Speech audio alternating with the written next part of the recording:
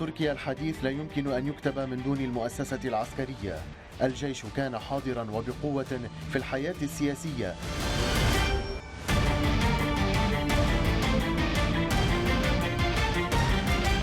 بيان صادر باسم الجيش التركي يعلن تولي السلطة وإزاحة نظام أردوغان. تتلخص بالسلطان له كل الصلاحيات الكاملة بشكل موسع. يبدو أن هنالك ما زال غموض يجري الآن في الساحة التركية لا يعرف. يلدرم يتحدث عن انقلاب عسكري دراماتيكي متسارع حتى ظن العالم أجمع أن الانقلاب قد نجح. إلى الشوارع والميادين لمواجهة الانقلابيين بعد ليلة عصيبة وطويلة وقاسية عاشتها المدن التركية.